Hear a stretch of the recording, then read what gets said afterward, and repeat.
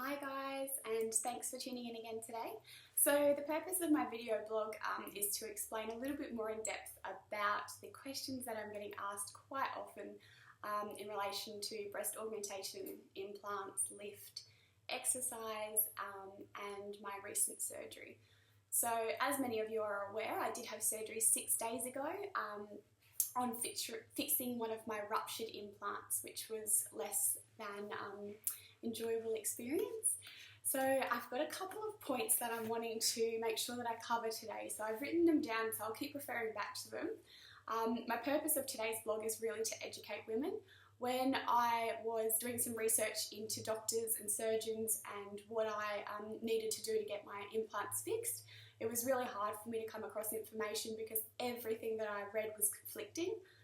So I'm really wanting to share you guys my experience and also what I've sort of learnt from seeing so many different doctors and surgeons and the results that I've sort of had, and answer all of the questions that I'm getting asked in as much detail as I possibly can, so that you guys obviously understand where I've come from and the experiences that I've sort of had. So I'll start with telling you a little bit of background information on what surgeries I've had and how and why and everything that's happened for me. So when I was young, I've got a photo to show you just how big I'm talking. So by the time I was 12, I was a double D breast. By the time I was 14, I was a double E. So for those of you that aren't too familiar with cup sizes, this is the size I'm talking. So, hit myself in the head. I'm not sure if it will focus properly. So these here are my breasts naturally, so no implants. Massive double E cup, and that there is after implants.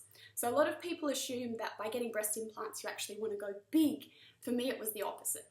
So by the time I was 14 I was a double E. I have scoliosis as well, which is a bent spine. So add lordosis onto that too, but that doesn't really impact my chest. So double E boobs meant that my back pain was ridiculous. I hated them. I was constantly picked on and teased. Throughout my high school years I was told that I stuffed my bra, which was so far from the truth. I hated them. So if I feel a little bit breathy, I did only have my surgery 5 days ago, so I'm still feeling a little bit sore in my throat, my chest, just from going under a general anaesthetic, so you have to excuse me for that. So I decided to have a reduction. So I went from a double E to a C cup, and I was happy with my results. I then had my boys and had breastfed them so successfully, and I was really happy about that. The only problem is that after breastfeeding, as I'm sure many mums are aware, my breast tissue just pretty much went to nothing. So after having the reduction, I was left with basically just nipples and skin. So I did want implants put in to make me feel a bit more normal after having such large boobs to begin with, and then going from a double E to a C cup to nothing was a big shock for my system. So I wanted to go back to a natural C. So I had the surgery of a breast augmentation and lift. So to achieve a lift, it needs to go around the nipple. So I had the lollipop scar to have a breast lift and augmentation. So I had this surgery done in Adelaide when I was living in Adelaide, and this surgery would have been done in 2007 or 8 maybe. However, the implants that were put inside me were called PIP implants, and they have since gone into bankruptcy, and the founder and developer of these implants is actually in jail at the moment for producing implants excuse me, for producing implants which actually contain toxic silicone. So sorry, probably should have done this video blog on another day when I'm a bit more recovered, but I'm wanting to give you guys as much information as I possibly can, because I am getting asked it every day. So they were producing these implants with silicone, industrial grade silicone in these implants. This resulted in numerous ruptures, so many cases of illness, and for me, I found out from my lymph glands were really swollen and I was always sick. The doctors couldn't figure out what was wrong with me, so they decided they'd take my tonsils out.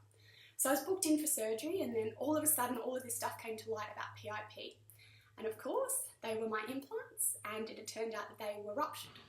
So I want to show you guys the ruptured implant that I had removed, just so that you can understand how disgusting and bad it actually was for me, because during this time the implant had ruptured, but not only that, they were industrial grade silicone. So not saline, not gel, really bad in your body. They ruptured and leaked. So for me, that resulted in numerous treatments to ensure that I wasn't left with this toxic substance in my body. As well as that, they had to scrape all of my muscle in my pec and super invasive, super intensive treatments to get rid of that. So this here, I don't want to touch it because then I have to wash my hands. So I don't know if you can even see it on the camera. That is the rupture, and all of the fluid in there has leaked. Horrible, disgusting time in my life, and I'm glad that my body showed signs of being sick enough to be able to have the ultrasound. So that was the first time around PIP implants. So I had them removed, I had to have the treatments, and then I got them replaced in 2012 with new implants that were on top of the muscle, because they had scraped my muscle so much that I had no muscle tissues to be able to insert a pocket into, which is the reasoning behind, I believe, of why they put them on top of the muscle. So I had those done in 2012. All went well. As you know, I had beautiful little baby girl twins, and due to this amount of surgeries, the nerve endings on my nipples actually didn't reconnect. So I was unable to breastfeed because the nerve endings were not able to let down the milk. So my milk came in, but it wasn't able to get out, which resulted obviously in having to get rid of the milk somehow, and if it's not through the nipples, it needed to be absorbed. So mastitis, and I needed to take tablets to stop the milk and dry it up as quickly as possible because I was not able to breastfeed. I was really upset at myself, which is no fault of my own, of not being able to breastfeed the girls. So I was able to breastfeed both of the boys fine. And I think that for me that was really hard, because I had a lot of pressure on social media as well of why am I not breastfeeding? It was what was supposed to be what was best for my kids, but I couldn't do that. So it was not only hard that I was having to justify the decision to myself, but to everyone else as well. And it was so hard knowing that so many people were questioning what I was doing and I couldn't do anything about it. So I didn't breastfeed the twins, had the twins, and then as I got leaner after having the twins, I started to notice more and more that my implants had shifted. So they were on top of the muscle, so nothing was holding them up there as such. When I was pregnant with the twins, I gained a lot of weight in my boobs. It's like my body naturally wants me to have big boobs. So I went from being this happy little C cup back to being a double E. And the skin shifting and growing meant that my implants resulted in, they were down here. Along with that, I had a big hole in the side. So I have got a photo here that I did want to show you guys. Obviously being respectful for Nathan, that I'm not wanting to obviously put my boobs on the internet. So this is purely for education purposes that I'm showing you guys this, and I hope that this isn't taken in the wrong context. So as you can see, my little sad pandas, they had fallen out of the pocket and out down here. So that's the front on view. And then the rupture, the reason that I knew that they had a rupture was the hole in the side. So I'm getting a lot of questions at the moment asking, how do I know if I've got a rupture? You'll know, trust me. It was a big hole. I could stick my finger all the way through it. So I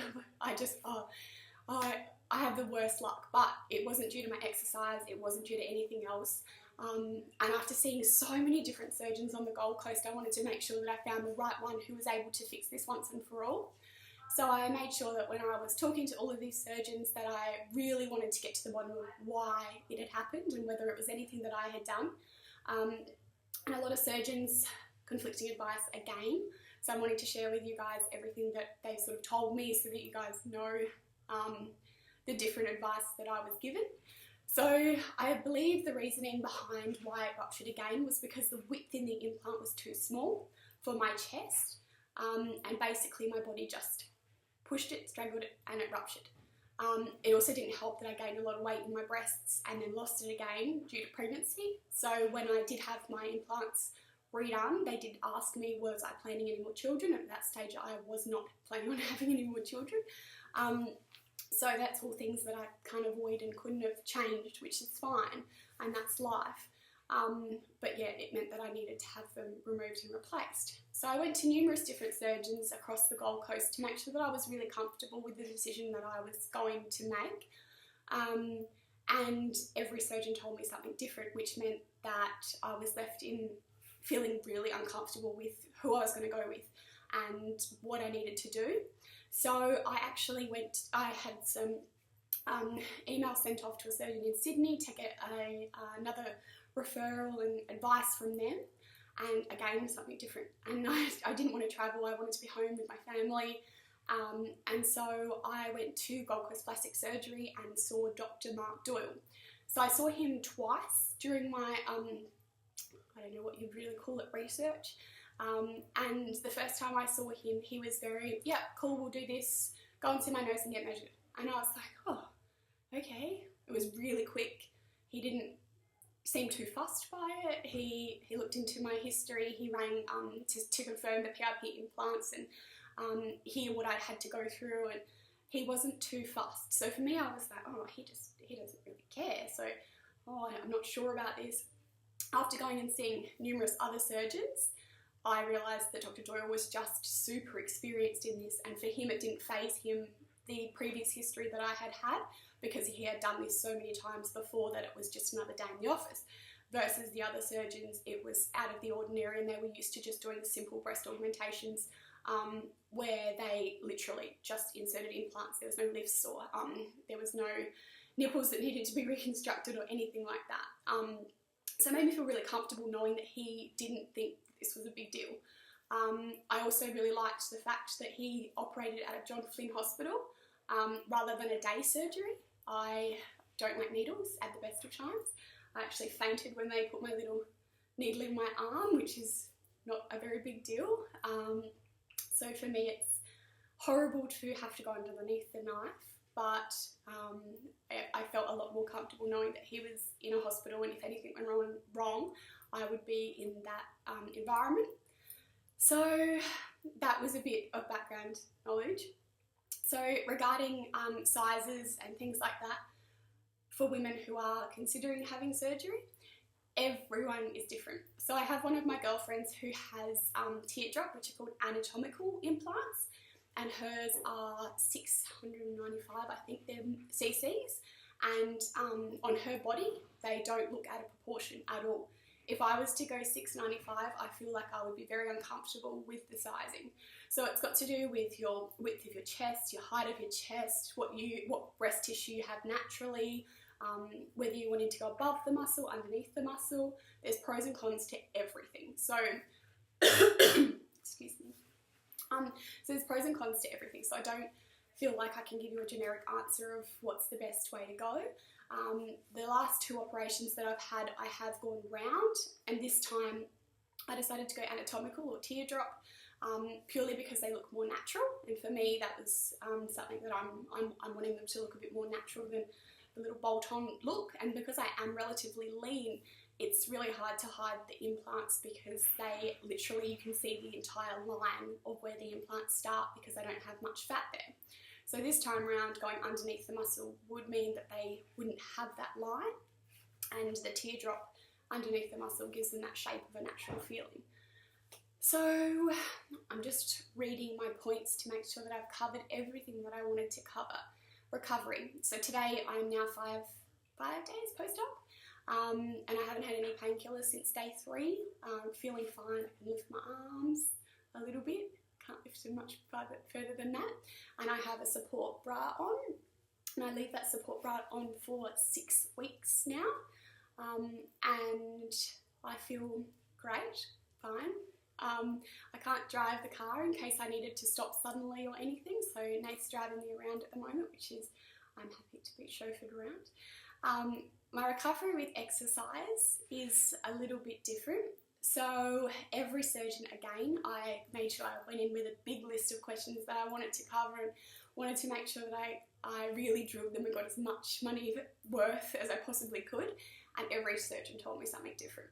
So some surgeons said to me that you can never train chest again after having a breast augmentation.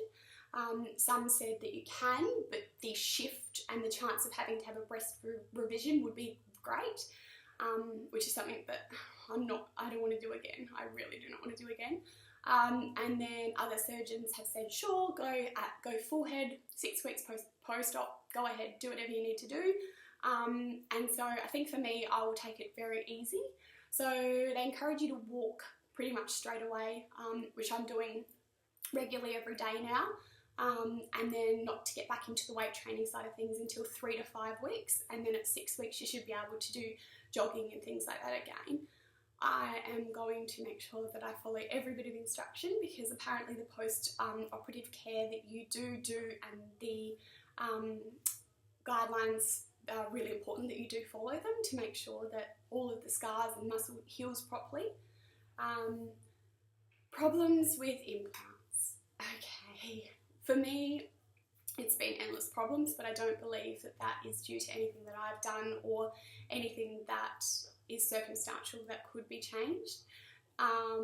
It's been not a very good experience for me, and considering that I did have big boobs to start with, I understand that I have gone a hard route about it, but I don't think that the problems that I have are something that everyone would be open to, especially now that PRP obviously don't develop implants anymore, and not everyone's going to have twins and get double E boobs again. So that's covered. Breastfeeding, so I get asked this a lot. So the only reason that I personally couldn't breastfeed the twins was because they removed my nipples completely and the nerve endings weren't attached to the milk ducts enough to be able to let down. So when you breastfeed, you obviously have the ducts around your nipple to be able to encourage your brain to let down the milk. My body was able to produce the milk fine, but I wasn't able to release it. This is due to the lift. So if you were to have a simple breast augmentation, the chance of you being able to breastfeed still would be pretty great. Even with a breast lift, they can't guarantee that you can breastfeed, but in many cases you still can. It was just circumstantial for me that I couldn't do that. So I believe that's all, but I'm just going to reiterate a few of the points that I've made because I am getting asked this every single day. So I had a breast lift. I am now anatomical, so teardrop. I will have about 6 to 8 weeks off of my training. If you are scared about having a rupture, make sure that you do go to your GP and get an ultrasound. But I do believe that you would know. I knew both times that they were ruptured, like straight away. You can stick your finger through the hole. I'm not sure if that would be the case if they were under the muscle, because mine were above the muscle.